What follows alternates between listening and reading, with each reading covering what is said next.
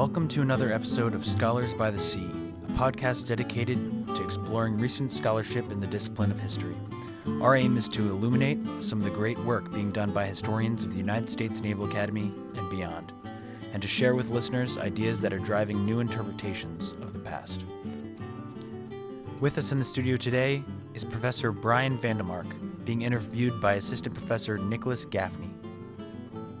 Dr. VanDeMark will be answering questions about his latest book, Kent State, An American Tragedy, published by Norton and Company in 2024. On May 2, 1970, National Guardsmen from the state of Ohio were deployed to Kent State University to help restore order after student-led anti-Vietnam War protests violently destroyed the campus's ROTC barracks and looted businesses and destroyed private property in the surrounding community. Over the next 3 days, tensions between student protesters and guardsmen escalated. On May 4th, just before 12:30 p.m., the friction between the increasingly hostile students and guardsmen reached the tipping point of tragedy. In the space of 12.53 seconds, guardsmen fired 67 shots, killing 4 students and wounding 9. In doing so, they created a historical moment that would be forever seared into the memory of the American consciousness. We are joined today by Dr. Brian VanDeMark, Professor of History at the United States Naval Academy.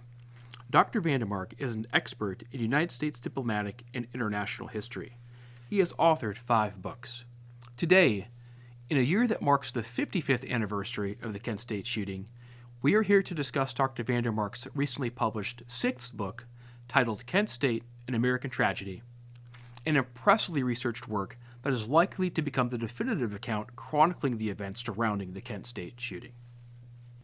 Dr. VanDeMark, welcome to the podcast. Thanks for having me. All right, and thank you for sharing your time and expertise to help us better understand the May 1970 shooting at Kent State University. I have some questions for you that will start the ball rolling. So what initially drew you to this project? I was nearly 10 years old in May of 1970 when it occurred. I vividly remember seeing the headlines in the newspapers and the powerful photographs of the shooting that appeared in Life magazine, which was an extraordinarily influential and popular periodical countrywide.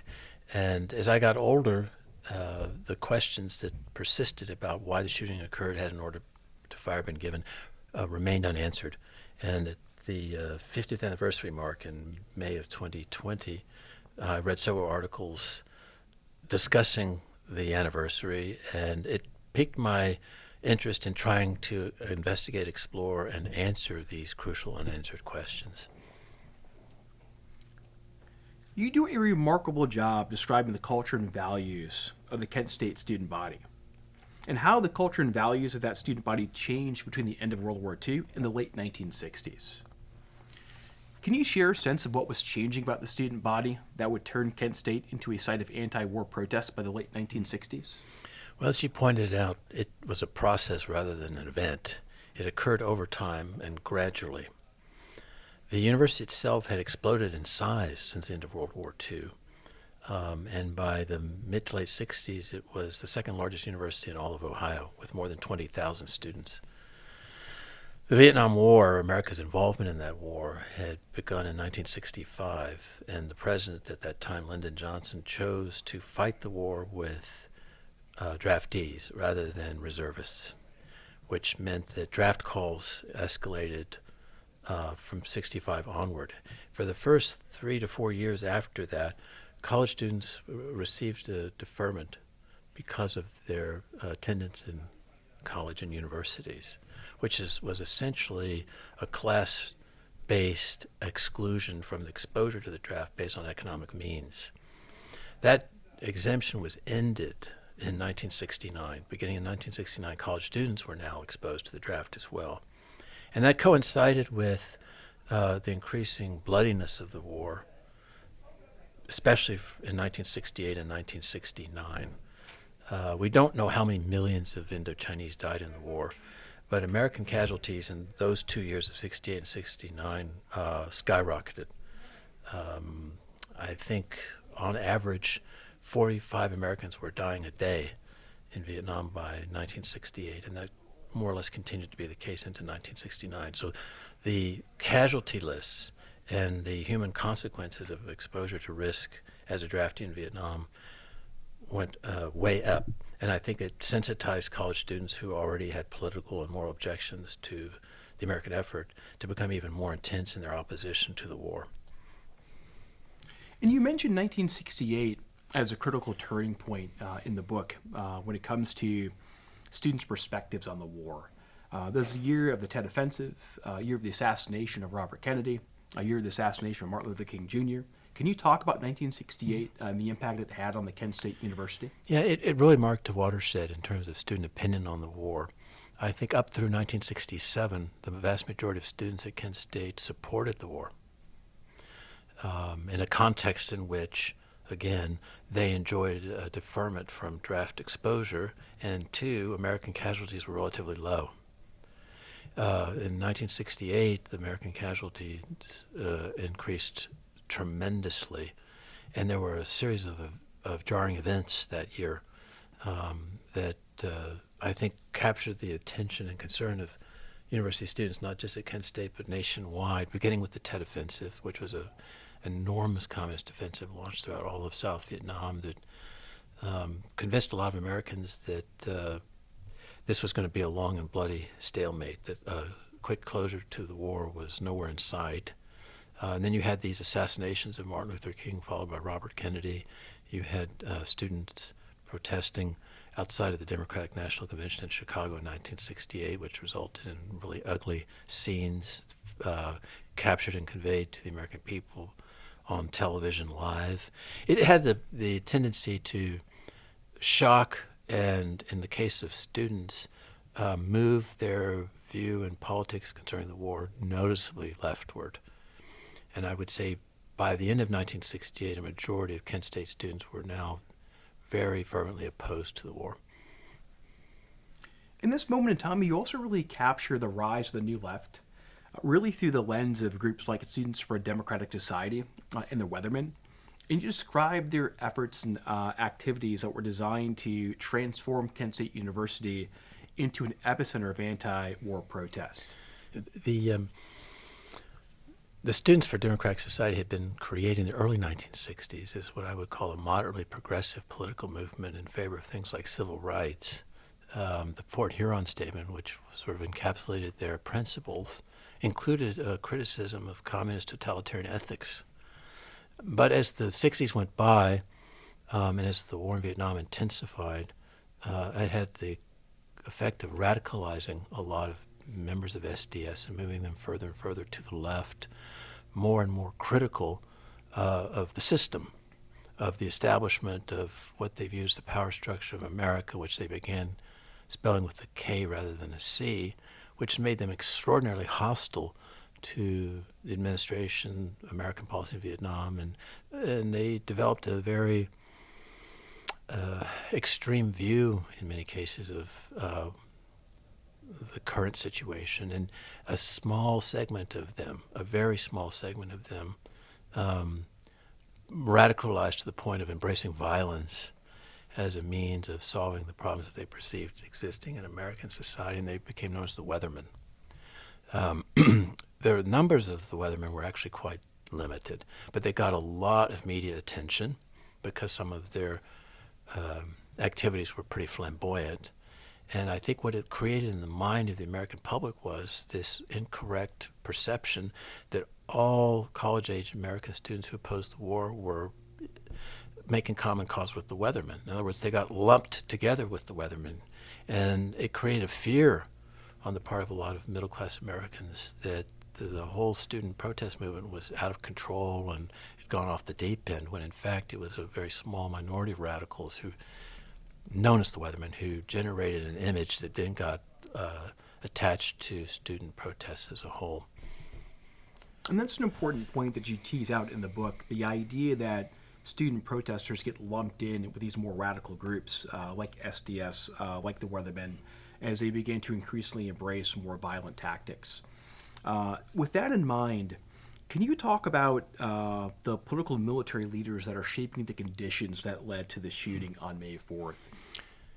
Yes. Let me preface my remarks by pointing out that hindsight's always 20/20, and retrospective judgments don't have to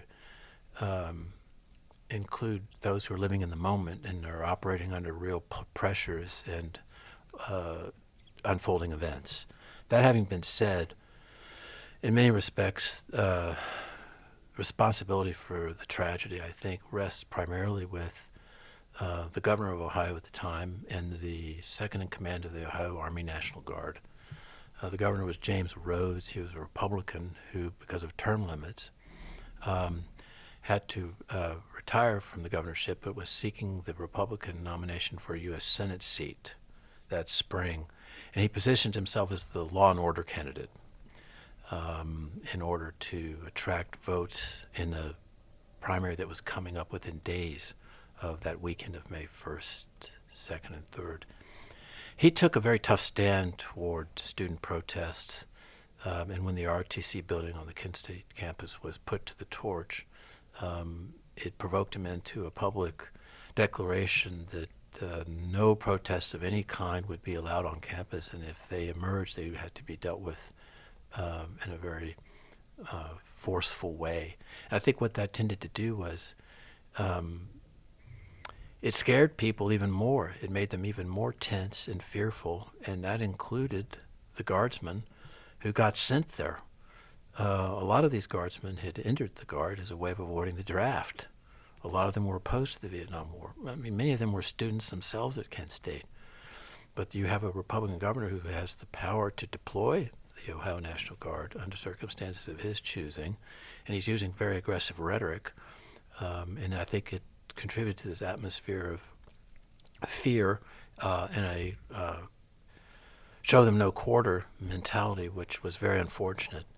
The number 2 in the Ohio Army National Guard, Assistant Adjutant General Robert Canterbury, was the senior military officer on campus by Sunday evening, May 3rd. He had long experience in the military. He had served in combat in the Pacific in the Second World War, but he had no experience whatsoever dealing with student protests. And I think that his understanding and sensitivity in terms of how to handle that kind of thing in a thoughtful, restrained way was almost non-existent. And he made choices the following morning of Monday, May 4th, that I think, frankly, contributed directly to the tragedy. And what about the decision to send the guardsmen to campus armed with live ammunition? Well, usually, as I said, most of the deployments had been to deal with urban riots in cities like Cleveland and elsewhere. The guardsmen had very little experience with student protests. And in the case of their deployment to Kent State, the commander on the scene when they arrived, who was Canterbury's superior, General Del Corso, he ordered the guardsmen to load their rifles with live bullets, which, based on the recollection of the guardsmen, was very unusual. And that poor judgment was compounded in terms of its consequences by the fact that even though there was a statutory responsibility on the part of the Guard to inform those in the crowd that they were dealing with that they had live ammunition in their rifles, Canterbury on the morning of May 4th did not make that announcement. So he's put live bullets in the rifles of nervous, tired, exhausted guardsmen dealing with students who have no idea that they have live bullets in their rifles, and they're making provocative statements, throwing projectiles, getting closer to them. I mean, it was a recipe for a catastrophe. And I like how you bring into focus the experience of the guardsmen themselves. One of the ironies that jumped out at me in reading the book were the relationships that were struck between students and guardsmen while they were deployed. There are examples of guardsmen and students exchanging pleasantries, engaged in conversation, smiling. The story of a student placing a flower in the rifle, the barrel of a rifle of a guardsman. Can you talk more about the relationship between the guardsmen and the students between May 1st to May 4th? Yes. As I think I mentioned before, I can't quantify this with any precision, but there was a significant number of those guardsmen who had joined the Guard to avoid the draft. A lot of them had questions, if not doubts, about the wisdom of the Vietnam War. More than a few were students at Kent State. Most of them were, generally speaking, of the same age as the students. So there were a lot of shared experiences and commonalities between the students and the Guardsmen before what happened on Monday, May 4th. The preceding day on Sunday was very quiet and peaceful, and there was a lot of interaction and fraternization between the Guardsmen and the students on campus that Sunday. Now, admittedly, there are significant cultural differences. The Guardsmen had short haircuts, were wearing uniforms, and the students, in many cases, had long hair and were wearing bell-bottom blue jeans. But what they shared in common was what was at the forefront that day. And I think that's often forgotten or overlooked, because when you understand that context, it makes what happened the following day even more poignantly tragic. And just talking more about the Guardsmen, can you tell us more about the level of training and preparation they had for the deployment? The short answer is woefully little. They had been trained primarily as Army reservists to fight and win wars, which means you were trained to shoot and kill people on orders. That was their training. They had some experience dealing with urban riots in the cities of Ohio, but on the majority of instances, they did not have live ammunition in their rifles at the time. And in all circumstances, they were essentially under the supervision and direction of local police in the cities. They weren't making the decisions. They weren't leading the effort to deal with the crowds and the unrest. At Kent, their mission was to cope with student protests with which they had no experience, and they were the main enforcer. They had no training in that department. The equipment they had to work with were high-velocity rifles designed to kill and bayonets designed to inflict mortal wounds, and nothing short of essentially that or their fists.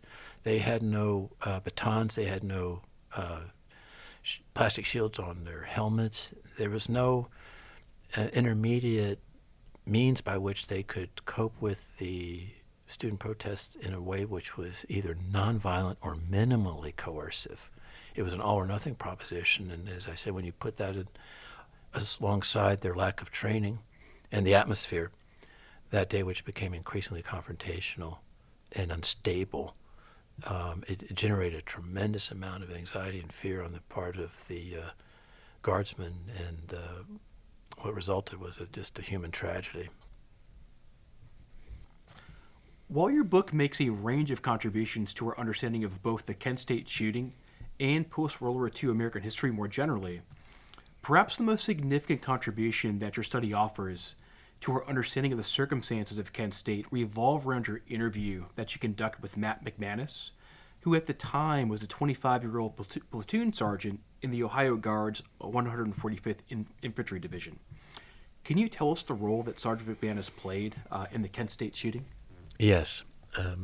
Based on the interview that he gave me, he allowed me to tape it, and he also put no conditions on its use. He said, "Brian, all I want you to do is to send me a copy of the book." He finally essentially came clean and admitted the whole truth of what happened that day, what he did that day.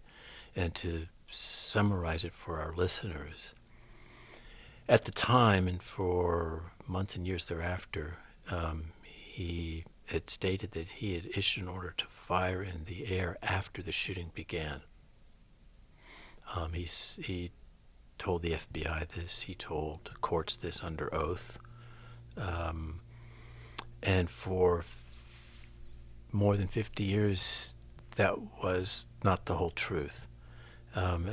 He told me I'd written him requesting an interview, and he had written back an 8-page letter, which obviously suggested to me that he had something on his mind that he wanted to share, and he agreed to be interviewed. So I went out to where he lived And he explained that he'd had 2 recent heart operations. He was getting older.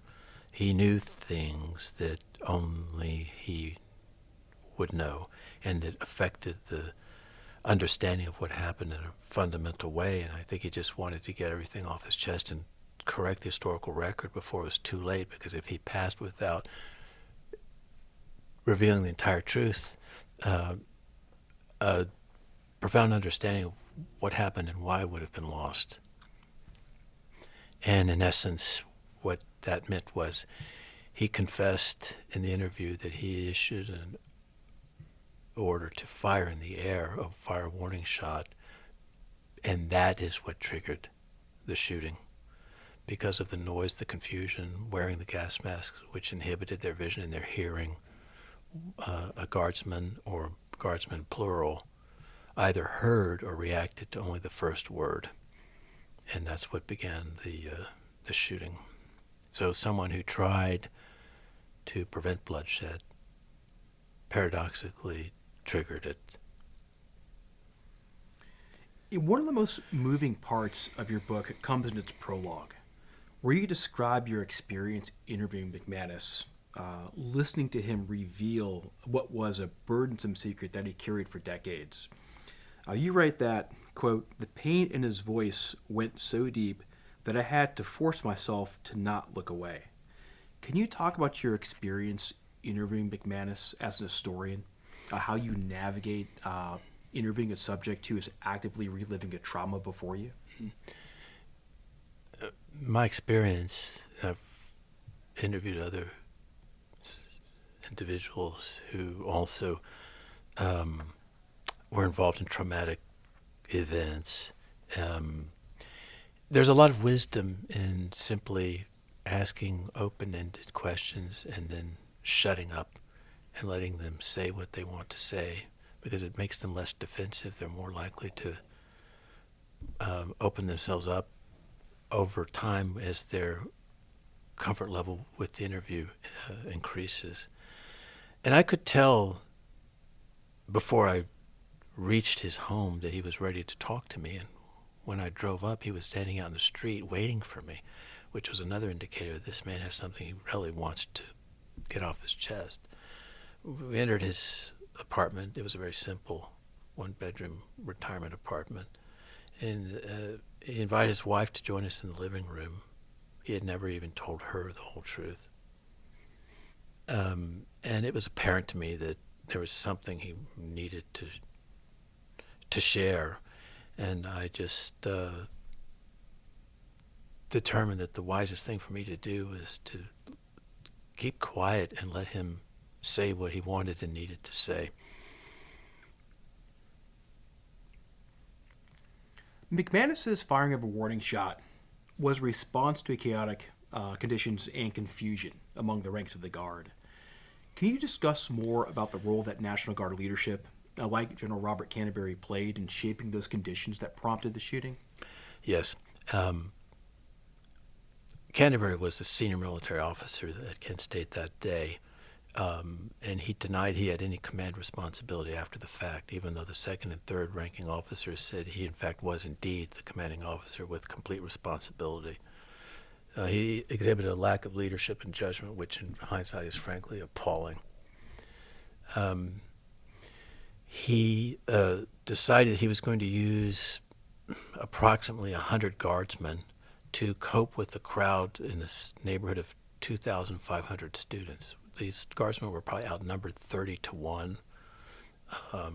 He told them to load their rifles with live ammunition, which they had rarely done, which I think increased their fear, to attach bayonets to their rifles, not inform the crowd, as he had a duty to do, that these rifles were loaded with live ammunition. And he was sent out to disperse a crowd that many of his senior officers beneath him thought was unruly, but not doing anything that merited a forceful response. They were calling the guardsmen names and hurling pejorative rhetoric about American involvement in the war, but they had no weapons. And many of the guardsmen who were lined up to deal with the students themselves thought why are we being sent to do this? The Americans have a constitutional right to free speech and assembly. And the Justice Department later concluded that Canterbury had improperly and unconstitutionally broken up that student assemblage on the Commons of Kent State that day and testified under oath that he had not ordered that to be done. So there were a lot of shortcomings, derelictions of duty of the highest order that Canterbury committed that day, with tragic human consequences. Staying on the theme of leadership, you also talk about a change in command of the campus of that day with the arrival of the Ohio State Patrol. Can you talk about that shift in the role that the State Patrol played in helping to stabilize the campus? Yes. The Ohio State Highway Patrol had a lot of experience dealing with student protests. Ohio State Highway Patrolmen also had a lot of training in terms of how to cope with student protests with a minimum of coercive pressure and force. They had the equipment to deal with student protests in a way which wasn't everything or nothing. And they were not called to campus by the governor. The governor dispatched the Ohio National Guard instead. On the day of the shooting, after the shooting occurred, the guardsmen had returned to their assembly point adjacent to the burned-out ROTC building. There were hundreds of students after the shooting who were livid with rage at what had occurred, and they gathered in the commons close to the guardsmen, and Canterbury threatened to disperse them a second time after the bloodshed of the shooting.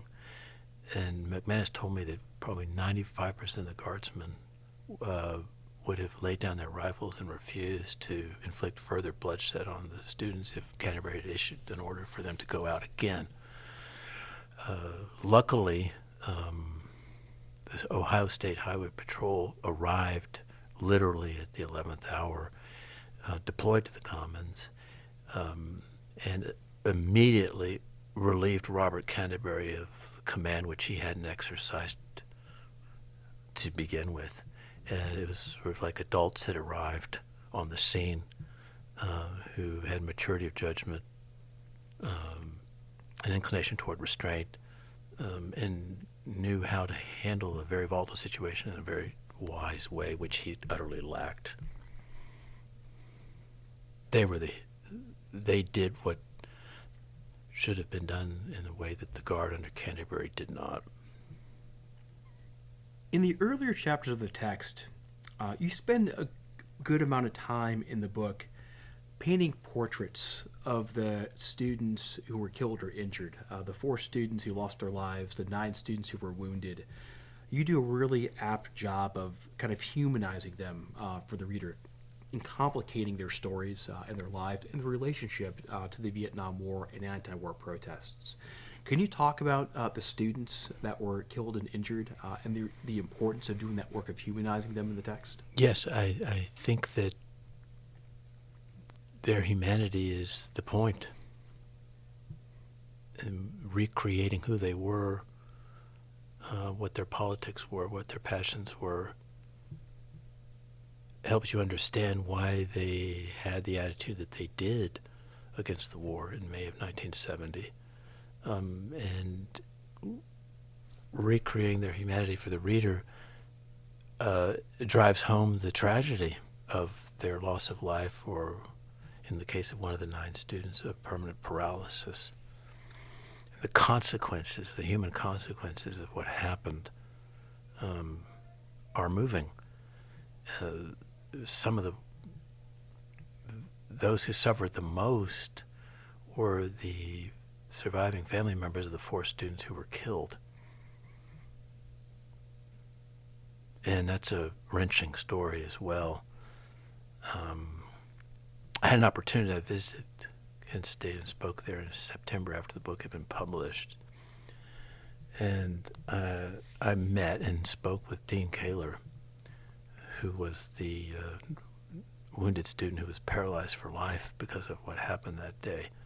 And it was an extraordinary thing to meet him, to talk to him, to see him in his wheelchair, and to be reminded of his humanity and the long-term consequences of what was done that day for him.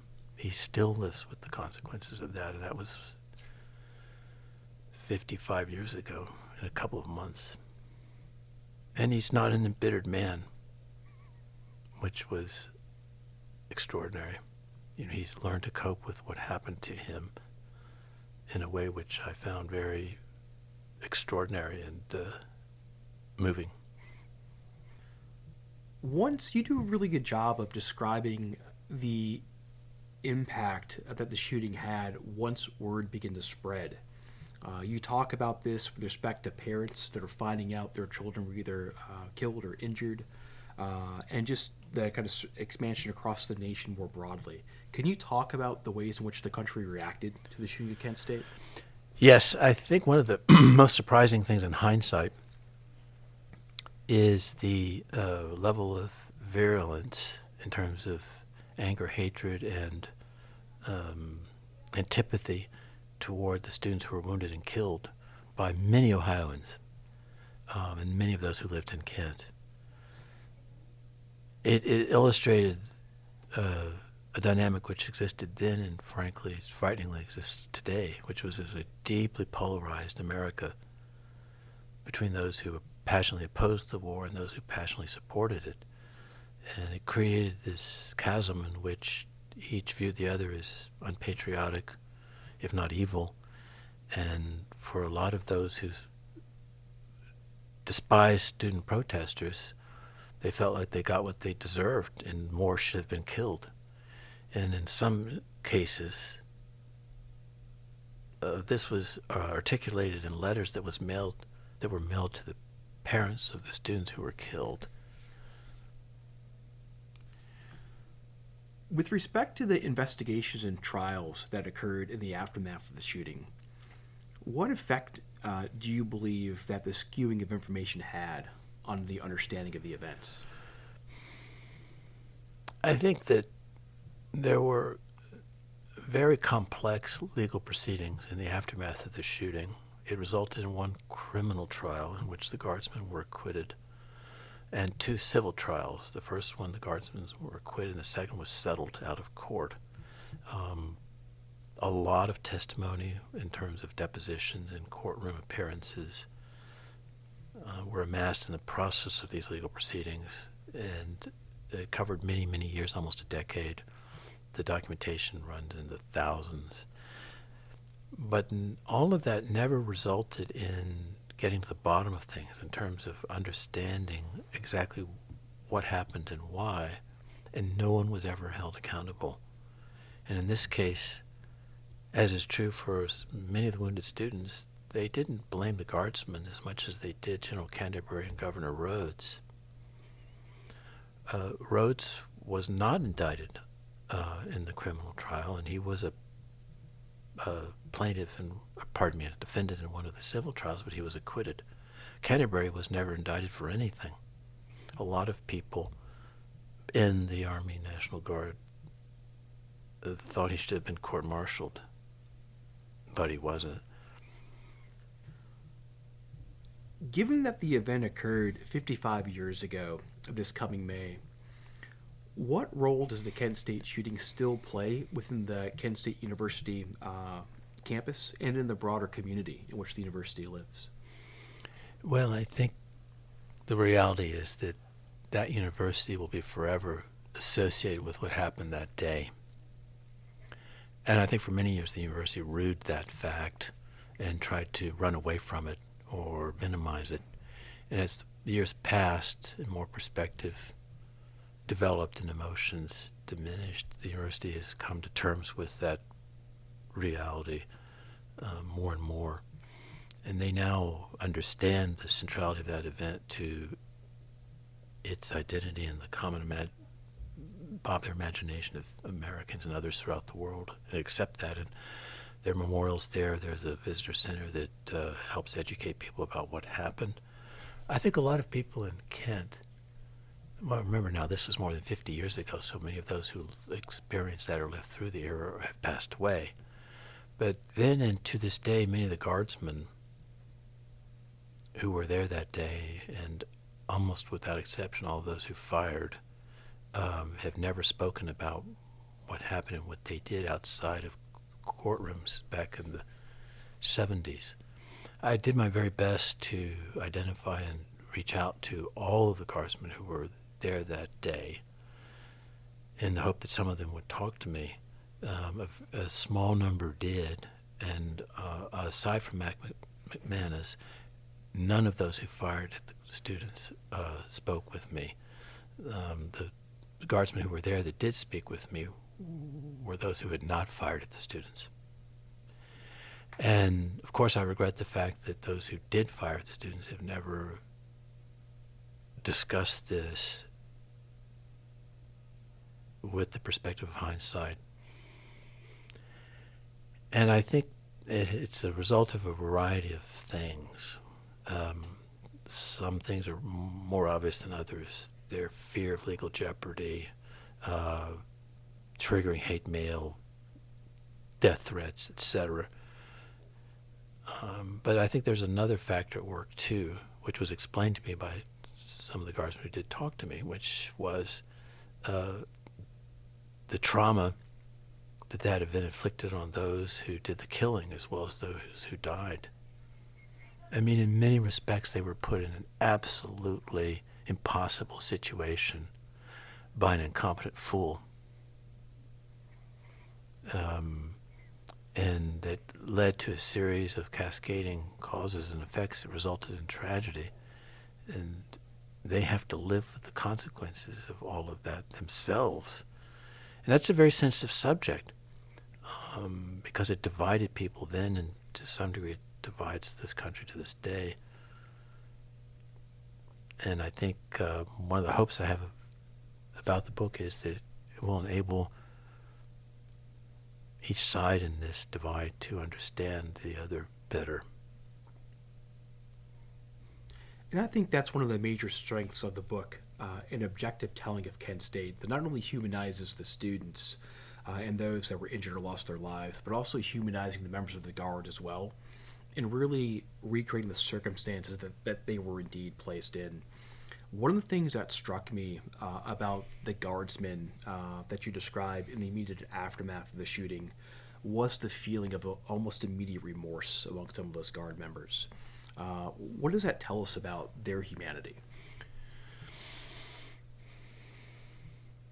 Oh, it tells me many things, and I don't want to speak for others. It tells me that crowd psychology is highly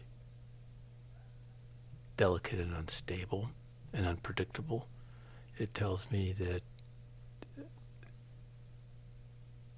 a resort to extreme force very often, if not always, results in human tragedy with irreversible consequences.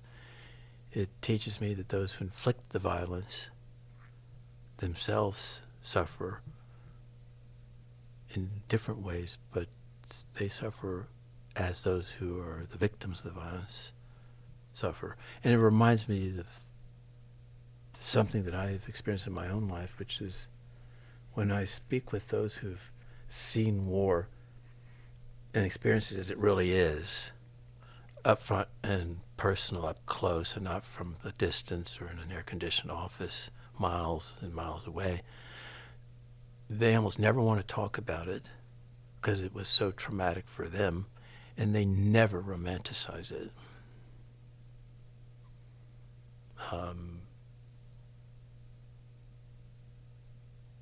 Resorting to violence to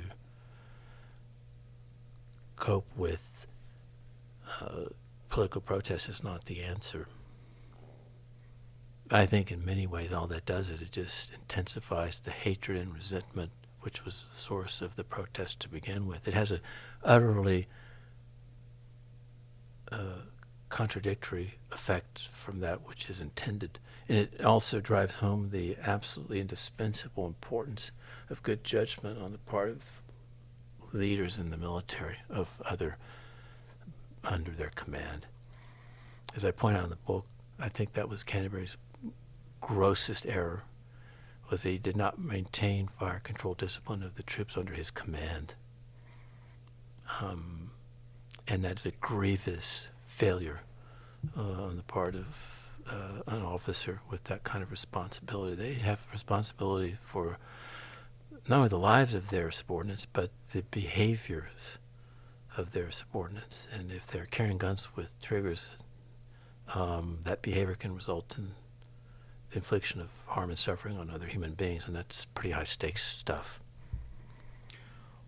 While historians don't necessarily research and write with the intent of influencing the present or the future, are there any lessons learned that your account of Kent State offers to decision makers, whether they are students, elected leaders, or military officers?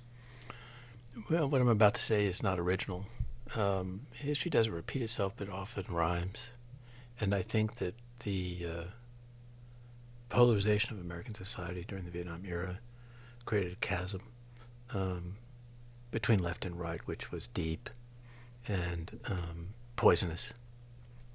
And I think that same dynamic exists again today for slightly different reasons, but the result is quite similar. And in many respects, that the Kent State shooting is a cautionary tale of what can happen as a result of a deeply divided America in which the two sides are so far apart that they can't even see the basic humanity and patriotism, however wildly differently defined, that each possesses about the country that they both love. And it can result in confrontations that can lead to a tremendous amount of human suffering that persists for a very long time in the lives of those who've been touched by it. As I said, I spoke with Dean Kaler, who's been sitting in a wheelchair for 55 years. The book you've written is an extraordinarily well-researched historical analysis, but it also offers a moving narrative. Mm-hmm. Can you talk about the effect and influence that your book has had since it's been published? Yes. I've been touched by the number of people who have read the book and have written to me afterwards. And it means a lot. One of the themes that is frequently emerges in these letters that I receive are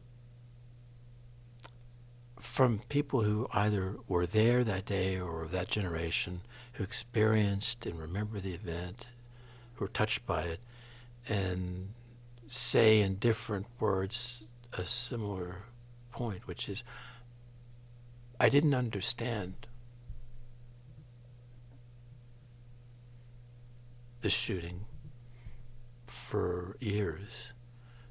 Now I understand. And that doesn't diminish the tragedy. In fact, in some ways, in a perverse sort of way, it just enhances the tragedy. Because I do think it's a human tragedy all the way around. There are victims all over the place on both sides of this story.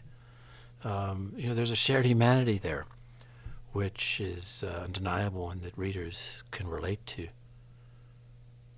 And I think that's what gives the book whatever power it has. And I want us today, Americans today, who are deeply divided and distrust, dislike, and demonize the other, to reflect on the implications of that in the context of what happened at Kent State. And I think they can draw obvious and powerful conclusions from that. Dr. VanDeMark, we want to say thank you for your time and expertise today. My pleasure. And again, the book, Kent State, An American Tragedy, published by Norton in 2024, a must-read for any historical enthusiast. Thank you.